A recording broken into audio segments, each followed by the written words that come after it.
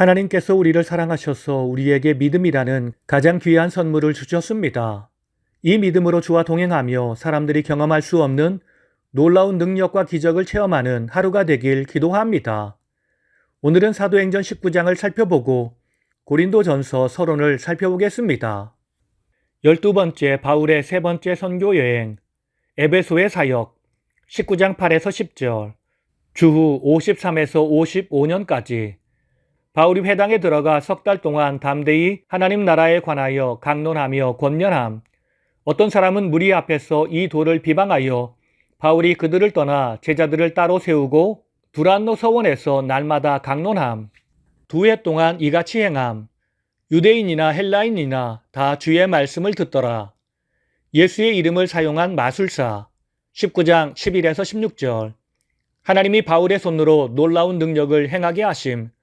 바울의 몸에서 손수건이나 앞치마를 가져다가 병든 사람에게 얹으면 그 병이 떠나고 악귀도 나가더라.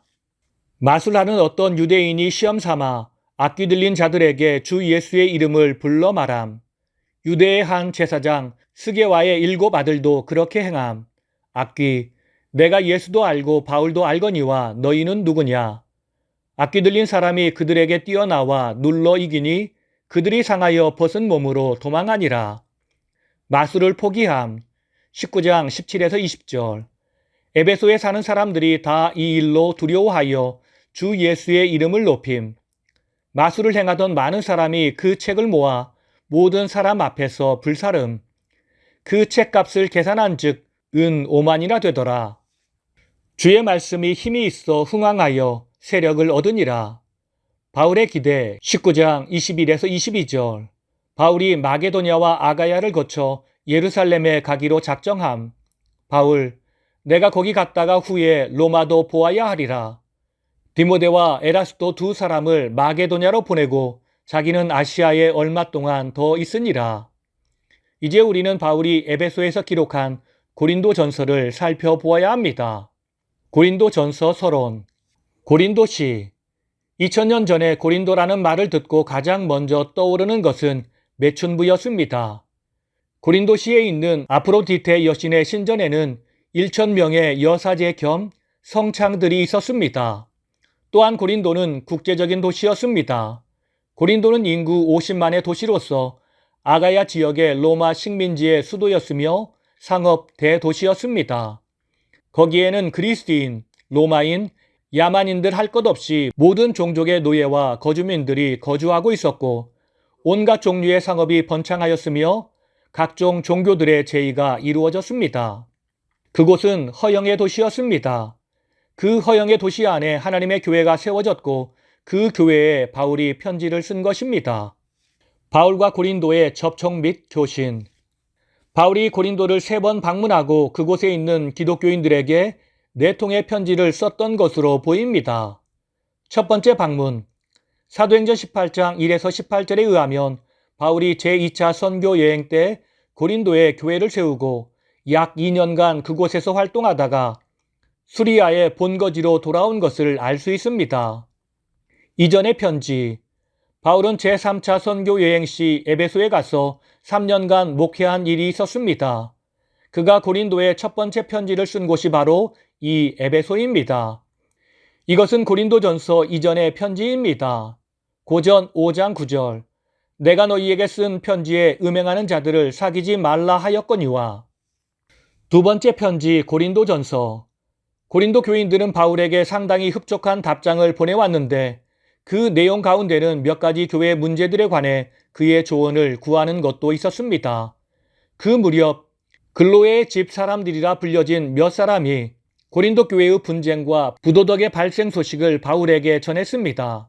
이 편지와 보고에 대해 바울은 고린도 전서를 써서 답장을 보냈습니다. 세 번째 편지 고통스러운 방문과 준엄한 편지, 눈물의 편지. 그 후의 사건들은 확실하지 않습니다. 그러나 짐작컨대 사건은 악화되었을 것이고 그래서 바울은 문제들을 해결할 생각으로 고린도 교인들에게 소위 고통스러운 방문을 했습니다. 사도행전은 기록되지 않은 이 방문은 고린도후서 13장 1절 이하로 미루어 짐작할 수 있습니다. 내가 이제 세 번째 너희에게 가리니. 모욕을 당한 채 바울은 에베소에 돌아와 준엄의 편지, 눈물의 편지를 썼습니다. 이 편지가 있었던 것은 고린도후서 2장 4절, 9절 그리고 7장 8절의 기록에서 짐작할 수 있습니다. 네 번째 고린도후서. 나중에 디도를 통해 마게도냐에 있는 바울에게 더 반가운 소식이 왔습니다. 그래서 바울은 세 번째로 고린도를 방문하기로 결심하고 마게도냐에서 가끔 감사의 편지라고 불리는 화해의 편지를 썼는데 그것이 바로 고린도 후서입니다. 잠시 후 바울은 직접 고린도에 도착합니다. 그러므로 처음 새 편지는 에베소에서, 네 번째 것은 마게도냐에서 아마 주후 55에서 57년에 기록했을 것입니다. 고린도전서는 우리가 앞서 전개한 순서 중 세 번째의 상황 가운데서 쓰여진 것입니다. 그 소식과 편지가 전달되었을 때 바울은 에베소에 있었습니다. 그는 사정상 즉시 에베소를 떠날 수가 없었으며 사태가 긴급한 터라 편지로 문제들을 다루지 않으면 안 되었습니다. 그래서 먼저 글로에의 집 사람들이 전한 고린도 교회의 분쟁을 다룹니다. 그리고 나서 고린도에서 보낸 편지에 제기되어 있는 문제들을 논의하고 있습니다. 고린도전서의 내용. 고린도전서의 내용은 다음과 같이 구분할 수 있습니다. 첫 번째 인사와 감사, 두 번째 교회 내의 일치와 질서, 1장 10절에서 6장 20절, 세 번째 이방 사회에서의 기독교인, 7장에서 11장, 네 번째 영적 은사들, 12장에서 14장, 다섯 번째 부활에 대해서 15장, 여섯 번째 용건과 마지막 메시지 16장입니다. 오늘 말씀을 통해 주시는 교훈은 첫째로 말씀을 듣고 순종할 수 있는 것은 하나님의 은혜 때문입니다. 사도행전 19장 8절 9절을 보면 바울이 에베소의 회당에 들어가 석 달 동안이나 복음을 전하며 가르쳤으나 그 복음을 들은 이들 가운데 어떤 사람들은 마음이 굳어 순종치 않고 무리 앞에서 복음을 비방했다고 했습니다. 여러분, 여기서 어떤 사람들이 복음을 배척하고 비방까지 한 이유가 무엇일까요? 사도 바울의 증거에 잘못이 있거나 방법이 잘못되었을까요? 그렇지 않습니다. 사도 바울은 복음을 강론하며 권면했다고 했습니다. 다시 말해서 사도 바울은 일방적으로 예수 믿으시오라고 선포한 후에 사람들의 반응이 시원치 않다고 해서 그러면 그만두시오라고 말하지 않았습니다. 오히려 자세히 풀어 가르치고 정성으로 권하기까지 했습니다. 따라서 어떤 사람들로 지목된 사람들이 복음을 배척하고 비방한 것은 오히려 그들 자신의 강팍함 때문이라 할 수 있습니다. 이렇게 볼 때 사람들이 복음을 듣고 순종하는 일이 결코 쉬운 일이 아님을 알 수 있습니다. 그렇습니다. 사람이 복음에 순종하는 일은 매우 어려운 일입니다. 아니, 스스로는 불가능한 일입니다. 왜냐하면 사람은 누구나 다 타락하여 하나님의 진리 말씀에 순종하지 않으려는 경향을 지니고 있기 때문입니다.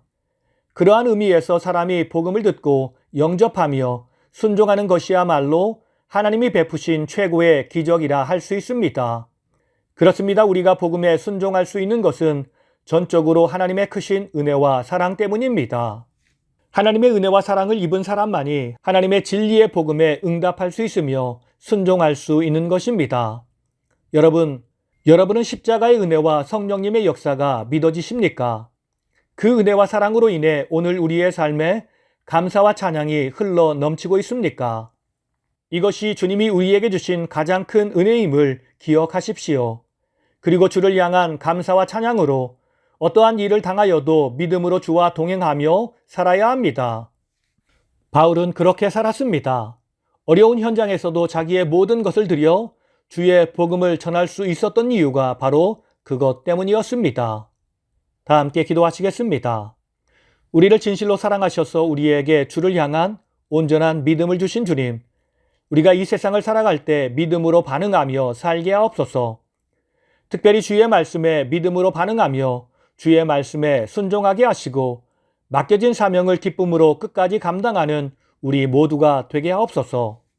나를 사랑하시고 은혜를 베푸신 예수님의 이름으로 기도드립니다. 아멘.